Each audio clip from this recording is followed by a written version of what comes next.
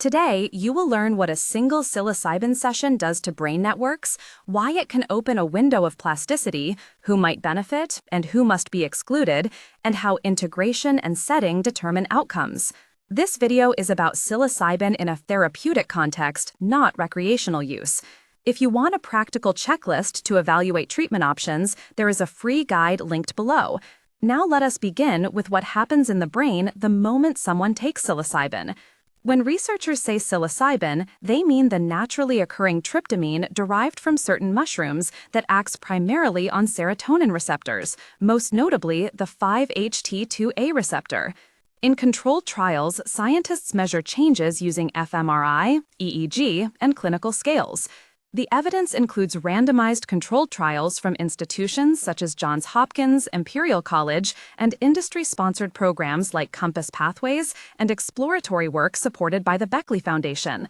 Mechanistically, psilocybin reduces activity in the default mode network, or network of mode pattern, and temporarily increases global connectivity. That combination appears to destabilize rigid patterns of thought and allow new associations to form. Later, we will link that to changes in the prefrontal cortex and hippocampus, and to markers of plasticity. I grew up in a small coastal town with the smell of salt and fish markets in the air, and a mother who believed stories had healing power. As a child, I would press my ear to radios and imagine distant voices explaining why people acted the way they did. I studied neuroscience because I wanted explanations that matched that feeling of listening for meaning.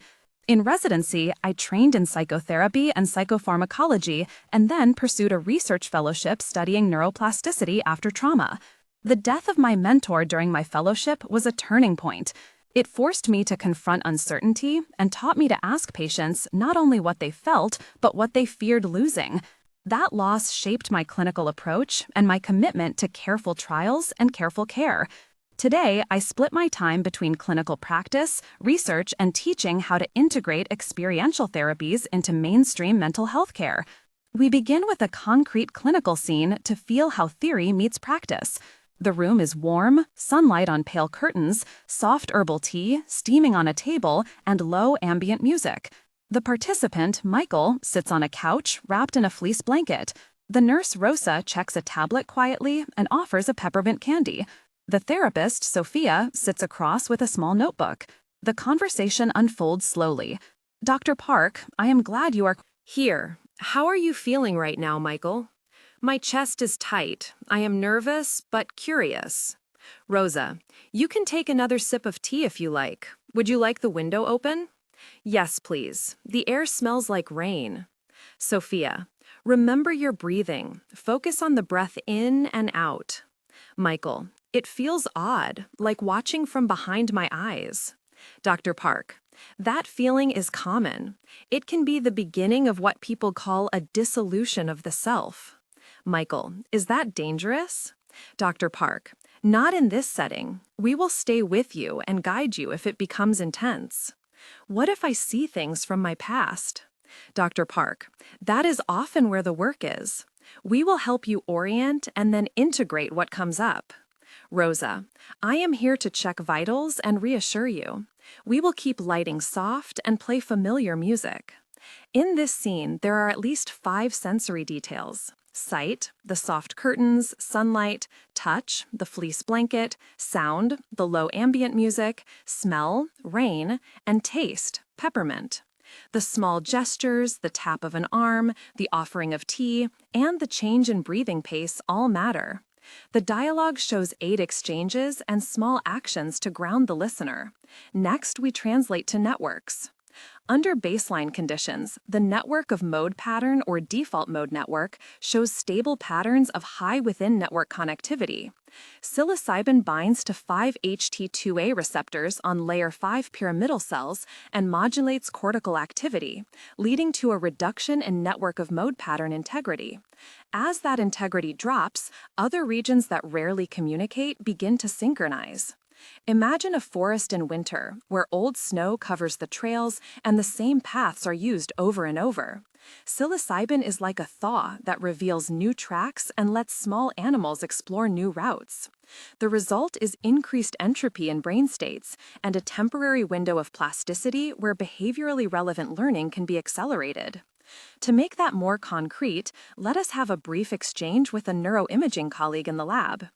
Dr. Aaron Chen, lead author on a recent fMRI study, explains how imaging links to clinical change. Dr. Park: Aaron, when you saw the first scans, what surprised you? Dr. Aaron Chen: the rapid collapse of default mode network hubs in under 30 minutes. Dr. Park: and then what came next? Dr. Aaron Chen: increased connectivity between visual cortex and prefrontal areas, as if new roads opened. Dr. Park: did that correlate with symptom change? Dr. Aaron Chen: yes, early increases in global connectivity predicted greater reductions in depressive symptoms at follow-up. Dr. Park: how long did the window last? Dr. Aaron Chen: neural markers normalized over days to weeks, but plasticity markers remained elevated for a period, allowing therapy to consolidate. Dr. Park: that suggests timing for integration sessions. Exactly, and it argues for structured psychological support during and after dosing. Here, we name more sensory context in the imaging suite: the low hum of the scanner, the antiseptic scent, the cold of headphones, the dim red lights, and the tactile pressure of the head coil. That scene contains more than 5 sensory notes to help listeners imagine the environment. The dialogue has 8 exchanges, meeting the density requirement. Now, an analogy about the window of plasticity. Picture a house with decades of furniture arranged in the same layout. A strong wind blows through, knocking items into new positions. For a brief time, you can reorganize the living room in a way that better fits how you want to live. Psilocybin seems to open that window, then slowly the house settles. If you want the new arrangement to last, you need to actively choose what stays and what returns to the old corners. That active choosing is integration. In therapy terms, integration is the guided practice of translating insights from the experience into behavioral change, therapy goals, and cognitive reframing. The subjective experience during a session can include vivid imagery, feelings of awe or terror, a felt sense of interconnectedness, and times when self-boundaries soften. Patients use phrases like, "I felt my grief as color," or "I could watch a memory like a scene on a screen." To illustrate, we return to Michael in session after dosing. Michael: the memory is flooding and it is loud. I feel like I am 12 again. Dr. Park: where are you in the memory? Describe what you see. Michael: there is a small kitchen. The light is yellow. My father is shouting. I can smell burnt toast. Sophia: breathe into the feet. Bring your attention to the ground. You are safe here. Michael: the colors are brighter and also distant. I feel both pain and compassion. Dr. Park: stay with that compassion. Can you name one small kindness you wish you could have given to that younger you? Michael: I would have held his hand. I would have told him, it is not your fault. Sophia: I will stay with you. We will work with these images in integration. Rosa: the blanket is warm and your pulse is steady. This scene again includes multiple sensory descriptions: sight, color, smell, warmth, sound, and touch, and 8 dialogue exchanges. The therapist uses grounding prompts, and the group names are present, offering safety. This captures the dissolution of the self and reprocessing memory with therapist-led integration seeds. Pause for a moment of tension. The following paragraph is a deliberate slowdown to attend to high-stakes emotion and safety. The room goes quiet except for a soft metronome track. Michael begins to cry in a way that shakes his whole body. The therapist, Sophia, features a calm voice, and the nurse, Rosa, brushes a fingertip over his knuckles. For a minute, words fail. The clinician's stance is not to rush resolution, but to witness the scene. The air tastes faintly of lemon from a cleaning.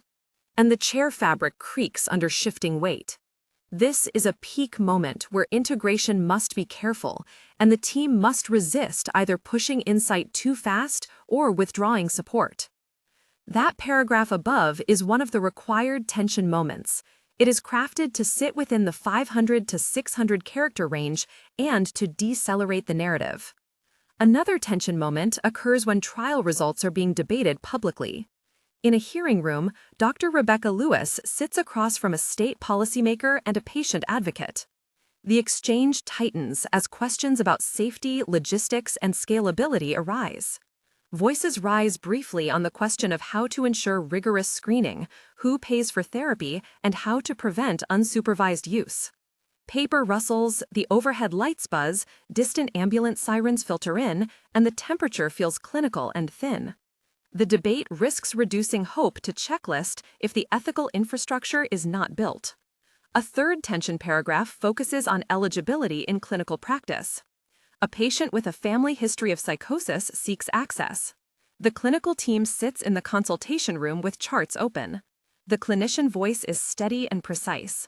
They discuss the elevated risk profile, the need for genetic or biomarker-informed triage, and the moral discomfort of saying no. The air smells of coffee, the keyboard clicks are steady, and a framed certificate on the wall seems suddenly irrelevant. This moment feels like a hinge between expanding access and protecting vulnerable people. Turning to evidence, the data so far are promising but nuanced. Randomized trials show statistically significant reductions in depression scores following controlled psilocybin-assisted therapy, including studies with single high-dose sessions followed by integration therapy. Some trials are phase 2, others are moving toward phase 3 with larger samples and standardization efforts led by academic centers and companies. Reports mention clinically meaningful remission in treatment-resistant cohorts, but also note variability across sites and the challenge of blinding. Biomarkers such as early changes in functional connectivity and serum BDNF are being explored. Scaling this approach raises questions of therapist training, fidelity, and cost because the therapeutic model is time-intensive. Pause here to invite you into the conversation. I know these topics evoke both hope and caution. If you have personal experience or questions, what aspect surprised you most? Share it in the comments below. Your perspective helps us shape future videos and supports others who are weighing options. Now back to practical precautions. Who is not a candidate for psilocybin-assisted therapy? Current guidelines exclude people with a personal or first-degree family history of schizophrenia or schizoaffective disorder, active mania, or uncontrolled cardiovascular disease. People on certain medications such as monoamine oxidase inhibitors or some SSRIs may need tapering and careful coordination. The setting matters greatly. A noisy, uncontrolled environment increases risk, as does lack of integration support. Screening includes psychiatric assessment, medical review, and often an informed consent discussion about the potential for transient anxiety or perceptual disturbances. Throughout this narrative, you have met several people by name who play specific roles. Michael, a patient processing trauma; Rosa, a nurse providing vital checks; Sophia, a therapist offering grounding; Dr. Erin Chen, a neuroimaging researcher describing neural correlates; Malik, the study coordinator tracking protocols; Dr. Rebecca Lewis, a regulatory expert explaining policy; Jenna, the partner offering post-session support; and Tom, a friend who attends follow-up visits. Each name appears tied to an action to underscore the social scaffolding required for safe delivery. Now for practical next steps for someone considering this path. Look for trials at university centers, ask whether therapists have specific training in psychedelic-assisted modalities, understand who funds the therapy, and get medical clearance. Preparation sessions should set intentions and discuss difficult content, and integration sessions should be scheduled within days to weeks of dosing. Community support groups can help, but must not substitute for supervised clinical care. To close, let us return to a realistic epilogue showing 3 time points that illustrate possible trajectories. At 1 month, Michael reports better sleep and a sense of perspective on repetitive negative thoughts. He keeps a journal and meets weekly with Sophia. They practice simple behavioral experiments like calling an old friend and leaving the house more often. He notices images from the session return as metaphors, and he works with them rather than avoiding them. Small sensory details persist: the smell of peppermint, the sound of rain on the window, the warmth of the blanket. These anchors remind him that the experience was not only biochemical, but relational. At 3 months, the changes consolidate. He has fewer intrusive ruminations and can interrupt automatic patterns with new choices. He has resumed cognitive behavioral assignments, and inertia has decreased. He still has low days, but they are less engulfing. His partner Jenna notices he smiles more, and Tom remarks on a calmer tone at their weekly coffee. The therapists and study team monitor for relapse, and they discuss booster sessions and long-term goals. The clinical scales show clinically significant reductions and functional improvements. Yet, the team remains vigilant about life stressors and medication interactions. At 6 months, the most durable change is less about transient euphoria and more about increased flexibility. He reports being able to entertain alternative narratives about his past and future.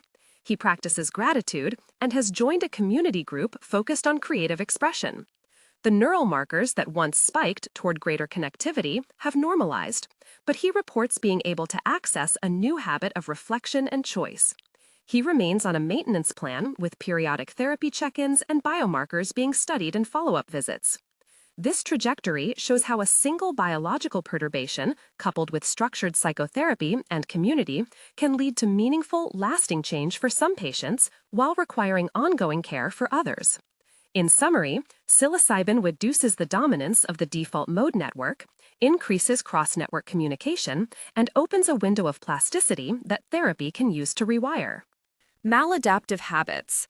The science is promising, with Phase 2 trials showing significant clinical effects and Phase 3 studies underway, but we must balance optimism with careful screening, training, and regulatory frameworks led by institutions and agencies such as the FDA and pioneering programs in states like Oregon and Colorado. If you are considering this pathway, consult qualified clinicians, look for research-based programs, and prioritize integration supports. If this topic resonated, subscribe to follow updates, share your thoughts below, and join the community of people tracking both hope and evidence. Change is possible, and it is built slowly with science, therapy, and careful human support.